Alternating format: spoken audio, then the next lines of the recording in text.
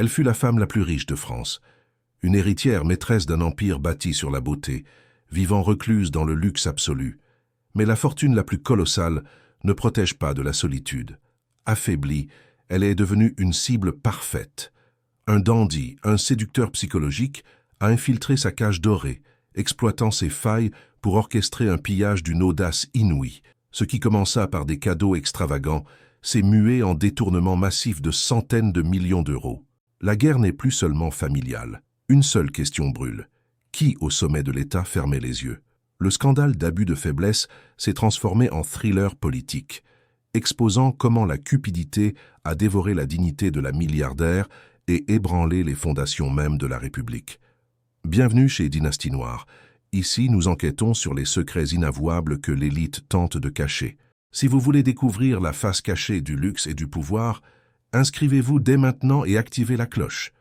L'histoire que vous allez entendre est presque restée secrète pour toujours. L'affaire Bettencourt. Comment on a détruit la femme la plus riche de France. Le faste, dans sa forme la plus absolue, peut engendrer un vide d'une profondeur abyssale. C'est le paradoxe existentiel qui a enveloppé la vie de Liliane Bettencourt, l'héritière d'un empire, dont les produits ornent les coiffeuses du monde entier. Sa fortune, qui dépassait l'entendement et la plaçait au sommet des classements mondiaux, n'a jamais pu acheter l'immunité contre la solitude et finalement contre la prédation. La demeure de Neuilly-sur-Seine, derrière ses hauts murs de pierre sculptés et son silence assourdissant, n'était pas un sanctuaire, mais une cage dorée où la réalité extérieure était filtrée par un personnel obéissant et le voile croissant d'une surdité progressive. Ce silence, cette absence de connexion authentique après la disparition de son époux, devint le terreau fertile de sa vulnérabilité. L'histoire de cette destruction commence non par un cambriolage, mais par une séduction psychologique raffinée. Dans l'ennui des décennies vécues sous les projecteurs de la haute société, l'attente d'une déférence servile était devenue la norme. La rupture vint sous les traits de François-Marie Bagné, un homme de l'art, un photographe et un dandy parisien, qui comprit intuitivement que la femme la plus riche de France ne désirait pas plus d'adulation, mais un affront.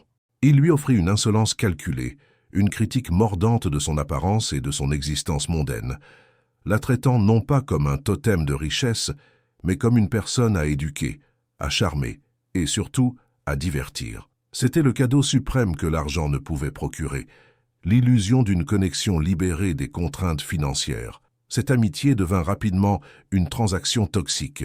Les toiles de maître, des œuvres inestimables signées Picasso, Matisse ou Mondrian, ne furent pas dérobées. Elles furent données, arrachées au mur de la solitude pour décorer l'appartement du nouveau Pygmalion, symbolisant le transfert progressif non seulement de l'argent, mais du contrôle de l'existence même de l'héritière. Le photographe n'était qu'un expert en comblement de vide, un opportuniste qui avait identifié la fissure dans l'armure de la puissance. Qu'il reçut des chèques, des assurances-vie dont la valeur se chiffrait en centaines de millions d'euros, s'immisçant au cœur de l'héritage familial au point de menacer l'équilibre de la multinationale. L'idée même de l'adoption légale, suggérée par le dandy, représentait le point culminant de cette appropriation, transformant la richesse en une arme contre la seule enfant de la magnate, Françoise Bettencourt-Meyers. C'est cette menace sur l'intégrité de l'Empire, plus encore que l'atteinte à la fortune personnelle, qui força la main de la fille. L'action en justice pour abus de faiblesse ne fut pas simplement un acte de protection patrimoniale. Ce fut l'aveu public de l'impuissance et de la décadence mentale de la matriarche, une tentative désespérée de racheter l'autonomie perdue de sa mère. La guerre déclarée entre la mère et la fille se transforma en un spectacle national, exposant les failles d'une famille dont la puissance reposait sur le secret. Cependant, l'élément perturbateur majeur, celui qui fit basculer l'affaire du drame familial au thriller politique, vint d'une source inattendue, l'intérieur même de la forteresse. Horrifié par la danse des vautours et par le cynisme ambiant des nouveaux gestionnaires financiers, le majordome de confiance, Pascal Bonnefoy, devint le gardien moral de l'éthique familiale. Son geste de dissimuler un enregistreur sous le plateau du service à thé fut un acte de trahison calculé, non envers sa patronne, mais envers le système de dissimulation. Pendant des mois, l'enregistreur capta les chuchotements, les ordres, les rires et les confessions échangées dans l'intimité du salon, créant une boîte noire de la mansuétude. Lorsque ces heures d'enregistrement furent dévoilées, Elles mirent en lumière une machination bien plus vaste que l'exploitation d'une vieille dame. Elles révélèrent un vaste système d'évasion fiscale, avec des comptes non déclarés en Suisse et l'existence secrète d'une île aux Seychelles, Daros. Mais surtout, les bandes sonores offrirent une plongée crue dans les coulisses du pouvoir républicain. L'affaire Bettencourt devint subitement l'affaire d'État. L'implication de hauts responsables, y compris un ministre du budget Éric Woerth, dont l'épouse était chargée de gérer la fortune cachée de l'héritière, créa une ironie politique insoutenable. Le ministre chargé de chasser les fraudeurs se retrouvait au centre d'un scandale de financement politique illégal. Les accusations de la comptable, décrivant la remise régulière d'enveloppes de papier Kraft remplies de liquidités aux politiques conservateurs, firent trembler les fondations de l'Élysée. La fortune de la femme la plus riche de France n'était plus seulement un capital économique, mais le carburant opaque du système politique, utilisé pour contourner les règles de financement des campagnes. L'image publique de l'héritière passa d'une femme d'affaires brillante à celle d'une figure confuse et sénile, dont l'argent servait d'automate pour alimenter la soif de pouvoir des élites. La justice, contrainte par la vérité explosive des enregistrements et la pression médiatique, ne pouvait plus ignorer la réalité clinique. L'étape finale de cette tragédie fut l'expertise médicale. Le diagnostic fut sans appel, démence mixte et maladie d'Alzheimer à un stade avancé. Ce verdict, qui confirmait l'incapacité de gérer ses propres biens et de consentir aux dons, scella le destin de la magnate. Le jugement de tutelle, prononcé en 2011, fut l'anéantissement symbolique de la femme la plus puissante du pays. Elle fut dépouillée de son autonomie, de sa capacité à choisir, à signer un chèque, à se défendre. Elle fut placée sous la garde de sa propre fille, l'intellectuelle austère qu'elle avait tant rejetée, et de ses petits-enfants. Si l'empire cosmétique survécut à la tempête boursière et médiatique, la destruction de Liliane Bettencourt fut totale et définitive sur le plan humain. Le dandy fut condamné, les politiciens éclaboussés, les gestionnaires de fortune sanctionnés. La justice avait reconnu la victime, mais la victoire n'offrait aucun réconfort à celle qui avait tout perdu, sauf ses milliards. L'ironie ultime réside dans le fait que la richesse, destinée à apporter sécurité et influence, ne fit qu'attirer des prédateurs d'une efficacité implacable. La dignité et l'autonomie de l'héritière furent démantelées publiquement par la cupidité et l'avidité, prouvant que même la fortune la plus colossale ne peut dresser un rempart durable contre la vulnérabilité intrinsèque à la nature humaine. Elle termina ses jours dans un isolement sous surveillance, son existence réduite à n'être que l'objet du désir qu'elle avait représenté, une victime dévorée par son propre trésor.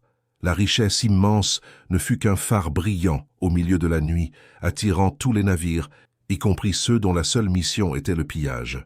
L'affaire Bettencourt, au-delà de ses ramifications financières et politiques, fut avant tout une radiographie brutale de la vulnérabilité intrinsèque à la sénescence, même pour les individus retranchés derrière le rempart d'une fortune inouïe. La procédure de abus de faiblesse, ce concept juridique créé pour prémunir les esprits vacillants contre la rapacité, se transforma, dans ce contexte, en l'instrument même de l'exposition et de l'humiliation publique de celle qu'elle était censée protéger. Il y a là une ironie tragique. Pour sauver le patrimoine, il fallait démontrer, aux yeux de la nation, que la matriarche n'était plus qu'une enveloppe déclinante, incapable de jugement. Ce fut le dilemme shakespearien de la justice française. Comment statuer sur la lucidité d'une personne qui, par son statut, avait toujours dicté les termes de sa propre réalité? Le droit se heurtait à la complexité de l'esprit humain vieillissant. L'abus de faiblesse présuppose la détection d'une altération du jugement face à une pression extérieure. Or, l'amitié nouée avec le photographe ne s'était pas construite sur la contrainte physique, mais sur une manipulation psychologique si subtile qu'elle imitait la sincérité et l'affection. La femme la plus riche de France n'achetait pas de l'amour, elle achetait l'illusion de l'anticonformisme, de la jeunesse et de l'art. Et c'est dans cette transaction affective que résidait la faille, exploitée non par la force, mais par l'acuité clinique du prédateur. Le système légal, en se penchant sur ces cadeaux somptuaires, dut déconstruire la notion même de générosité. Où commence l'acte libre et où s'achève l'emprise lorsque des centaines de millions d'euros passent de main en main dans l'intimité d'un salon? Les expertises médicales devinrent la pierre angulaire de l'édifice judiciaire, transformant l'état de santé privé en preuve publique. La révélation de la démence et de la maladie d'Alzheimer n'était pas une simple donnée clinique.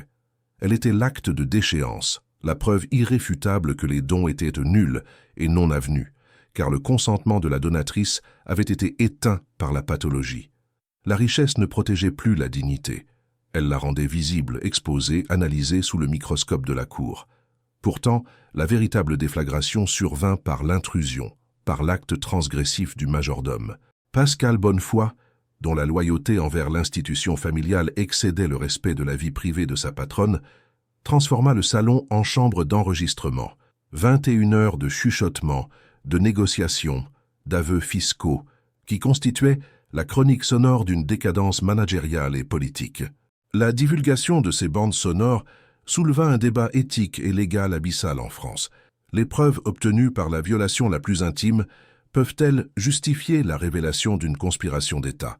Juridiquement, ces enregistrements, captés sans l'accord des participants, étaient viciés et auraient dû être écartés. Mais la substance qu'ils contenaient, l'évasion fiscale massive vers des sanctuaires suisses et singapouriens, la gestion opaque de l'île d'Aros et surtout les conversations sur le financement politique illégal, étaient si essentielles à l'intérêt public que la justice de facto les intégra au dossier. L'atteinte à la vie privée de la milliardaire fut le prix à payer pour exposer la corruption de la République. Le droit à l'oubli et à l'intimité fut sacrifié sur l'autel de la transparence démocratique. Ce qui frappa l'opinion publique ne fut pas tant l'existence de la fraude que le mécanisme exposé. L'usage d'espèces, des liasses de billets enveloppés dans du papier kraft.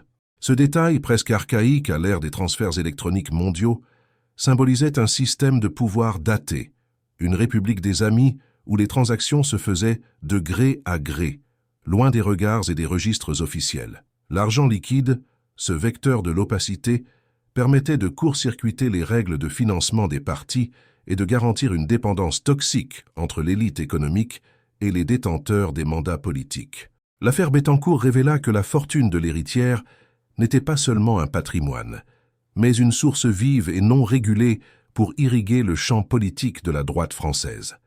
L'image du ministre chargé de traquer la fraude, dont l'épouse gérait précisément l'argent caché de la donatrice, devint l'allégorie d'une hypocrisie institutionnelle. Ce n'était plus la simple histoire d'une dame riche gâtant un ami artiste. C'était la mise en lumière des connivences au sommet, où la puissance privée finançait la puissance publique sans aucune transparence. La confiance dans l'état de droit en fut durablement ébranlée. La société française, traditionnellement ambiguë face à la richesse extrême, admiratrice de l'opulence, mais prompte à la guillotine morale, se trouva fascinée par ce mélodrame qui exposait le revers sordide du luxe. L'affaire démantela le mythe de l'intégrité inébranlable des grandes familles capitalistes.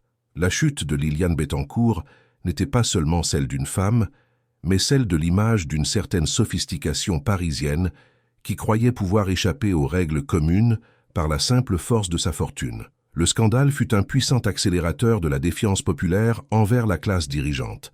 L'épilogue, celui de la tutelle, fut le coup de grâce existentiel. Être la propriétaire de milliards d'euros, détenir une part significative du contrôle d'un géant mondial et se voir interdire le droit de signer un chèque, de faire un don ou de gérer sa propre maison. C'est l'essence même de la dépossession. La tutelle n'était pas une punition, mais une protection légale imposée par la fille pour préserver l'héritage et la santé de la mère. Pourtant, pour celle qui avait passé sa vie à commander, à décider, à régner, cette perte d'autonomie totale était la mort symbolique. La richesse, dans ce cas précis, n'avait pas servi d'armure. Elle avait agi comme un miroir grossissant, rendant chaque signe de faiblesse, chaque erreur de jugement visible à l'échelle planétaire. La femme la plus riche de France finit ses jours privée de son droit le plus fondamental, celui de disposer d'elle-même. Elle était devenue une relique vivante, préservée et entretenue par la fortune qu'elle n'avait plus le droit d'utiliser. L'empire familial était sécurisé, mais l'individu avait été broyé par la machine judiciaire, médiatique et politique qu'elle avait, sans le vouloir, mise en marche. La conclusion inéluctable de l'affaire Bettencourt réside dans la démonstration que la richesse, aussi colossale soit-elle, ne confère aucune immunité contre les prédateurs, qu'ils soient personnels ou institutionnels. Elle ne fait qu'amplifier la tragédie lorsque la fragilité humaine s'installe. La dignité de l'héritière fut démantelée pour satisfaire l'avidité des uns et l'exigence de transparence des autres. Elle fut une victime silencieuse, dont le trésor, loin de la protéger, devint l'aimant irrésistible qui attira la cupidité universelle et orchestra involontairement sa propre destruction morale et civile. La protection légale s'installa trop tard pour sauver l'autonomie, ne laissant qu'un destin de gardée enfermé par la fortune qu'elle incarnait.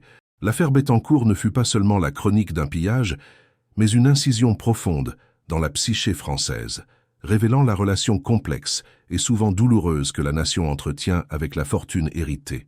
Au-delà des jugements moraux portés contre le prédateur esthète et la fille rigide, le scandale offrit un aperçu sans précédent du fonctionnement interne d'une dynastie dont le nom est synonyme de réussite mondiale, exposant au grand jour la solitude glaciale qui peut accompagner des milliards. L'image de la femme la plus riche de France, sourde et isolée dans un palais trop vaste, devint une allégorie de l'échec de la richesse à acheter le bonheur ou à garantir la sécurité émotionnelle. La haute bourgeoisie, qui cultivait l'art de l'opacité et de la discrétion, voyait sa citadelle de Neuilly éventrée par la presse, transformant la tragédie privée en une satire sociale. Ce qui résonna le plus dans l'opinion publique ne fut pas tant l'ampleur des sommes, car les montants excédaient l'entendement commun, mais l'aspect profondément humain, voire grotesque, de l'exploitation.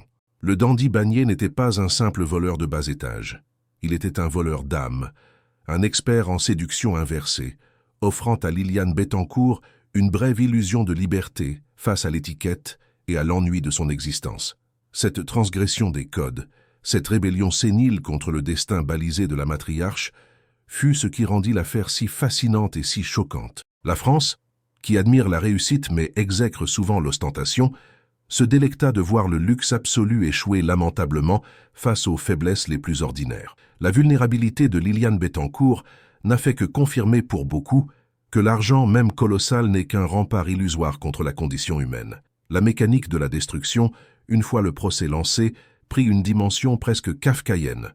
Pour prouver l'abus de faiblesse, il fallait objectiver l'absence d'autonomie mentale. L'intimité du déclin cognitif fut transformée en pièce à conviction, disséquée par des psychiatres, des juges et, in fine, par des millions de lecteurs. Les expertises médicales, qui auraient dû rester confinées aux sphères du secret professionnel, sont devenues l'argument définitif de la déchéance publique. La démence, cette maladie qui ronge l'identité en silence, fut bruyamment proclamée sur la place publique. Le prix à payer pour sauver l'empire familial et indirectement l'économie française qui dépendait en partie de la stabilité de l'entreprise fut l'anéantissement de la dignité et de la réputation de l'héritière. Le rôle du majordome, Pascal Bonnefoy, dans ce théâtre de l'intime, est une césure morale.